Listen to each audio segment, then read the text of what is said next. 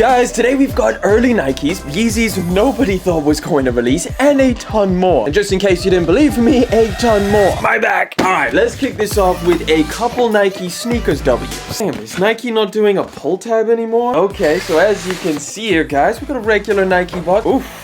Okay, so this is the return of the St. John's Nike Dunk Low. That's actually a little bit of a surprise. The leather is a little bit different to what you would normally expect with like the recent Pandas or any other colorway that you've seen. Maybe they actually did go back to the original St. John leather that you had when these dropped originally, I think in 2020. I mean, the leather quality is not anything insane, but it feels way softer than your regular Pandas. Like, just look at this toe box. Just a little bit more comfortable than that super stiff, plasticky stuff that they add to the Pandas. Very rare addition to normal Nike Dunks is extra laces, so that's very nice. I mean, you still do get a lot of the imperfections, all of the glue stains around that midsole, which is, yes, annoying. Sock liner feels a lot nicer than a regular pair of Panda Dunks. These dropped on Nike Sneakers Day. This was kind of like one of the releases, at least here in the EU. Now, I believe I took an L on Nike Sneakers Day and these restocked, or they still had some sizes laying around. So yeah, overall, it's actually not bad. I feel like if you did buy these things, and especially if you expected to get regular Nike Dunk Low quality,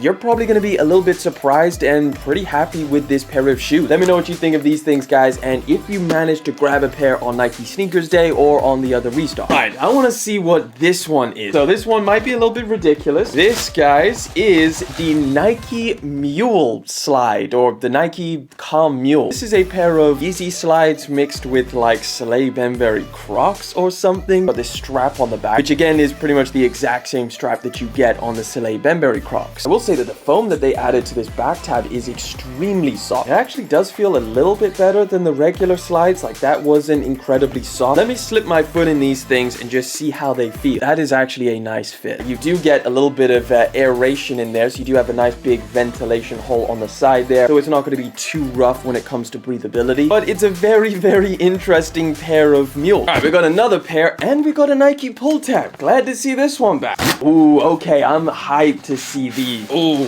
yes. This is the A Cold Wool Air Max Plus. Now look, I'm not the biggest Air Max guy. I know that there's a lot of people who take their Air Maxes very, very seriously. That's not me. But when I saw this pair of shoes, I saw what A Cold Wool did to them, which is just basically elevating the quality massively with this entirely leather upper, which keeps like the traditional style of the Air Max Plus with all of these lines, but because it's kind of underneath the leather, it kind of looks like weird veins or something. It makes it look so aesthetically pleasing. Got white leather on the upper, then all of the accent colors are a little bit more of that taupey color, which is really, really nice. All over, these feel insanely premium. Yeah, I'm so glad I picked these things up. I think the price is very, very high. It's an expensive pair of shoes. Either way, let me know what you think about these down in the comment section, but let's keep it moving. All right, let's get into this one, which is pretty much just sheer disappointment. I'll explain in a minute. So we got a clothing pickup. Thought that it looked pretty cool from the new J Balvin collection that dropped with the threes. Now, obviously, I took an L on the threes, did not manage to get them. Okay, and this jacket is really not what I thought. How much did this one freaking cost me? It is so thin. I thought that it had more to it. Let me try it on real quick. This feels like a $30 jacket. What is this, Nike? How much did this freaking cost me? Damn, this is like $250. I mean, it looks kind of cool. I like the way that it looks. Literally one layer of this woven material, this tiny little sheet lining in here. If you bought this as well, I'm keen to know what you think of it down in the comment section. Am I being too harsh on this jacket? Not great. Not happy with that one. Swiftly moving on, we got an early pair of Nikes. Here we go. We got a Nike SB box. Okay. Look at this. You get it in like a little mail bag, which is just basically brown paper. This is the Albino Impretto Nike SB Dunk Low. Okay, there's a bunch of extra laces. Look at this, guys. These, what do you got? Every freaking color. Tons of lace options. Getting all of these black, purple, red, tan, which is matching the sneaker, which kind of looks very, very similar to what's on here already. Jiu-Jitsu themed pair of shoes, because that is what Albino Impretto is. They're pretty dope. But the main thing I'm interested in with this pair of shoes is the cutaway material. Did I do it, guys? Should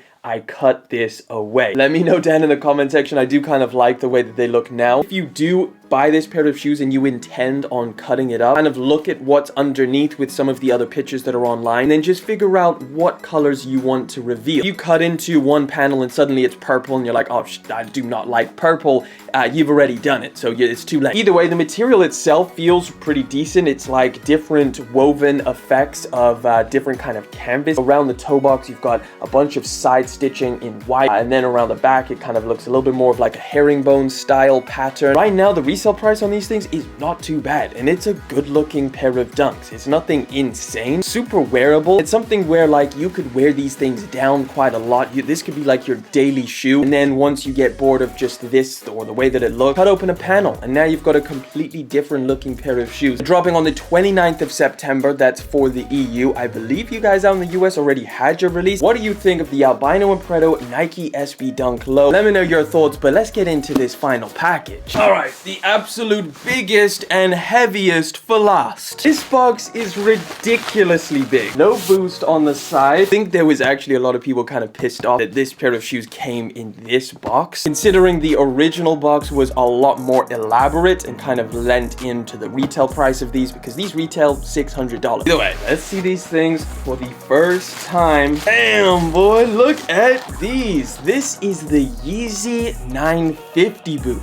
Damn, that's pretty crazy. Is this something that Adidas sends in the box? Look at that. Like a little card which says stand up to all hate. I didn't see any on the latest one, but maybe they just included it with this pair of boots. Wow, these things are heavy, but they are so cool to finally see in hand. These originally dropped back in what, 2015, 2016, like one of the original Yeezys. And then they recently dropped exclusively out in the US on Yeezy month, which was August, when they were dropping a bunch of different Yeezys. These were rumored to release, and then basically the main rumor was that they got cancelled and they were not going to have a retail release. And then to everyone's surprise, they just randomly popped up in the middle of the month of August, like, yeah, they're going to drop. And the most disappointing thing is that these were exclusive to the US, so obviously they're relatively limited. They didn't make that many pairs. In fact, these were produced in October of 2022, so literally produced in the month that the Yeezy collaboration ended. They feel nice. Like, this feels very, very premium. You've got like this ripstop material, nice feeling suede. Look at that, an all over leather insole with a much softer insole, which feels incredibly cushioned. Like, that feels nice. I want this in all of my sneakers, Adidas. This feels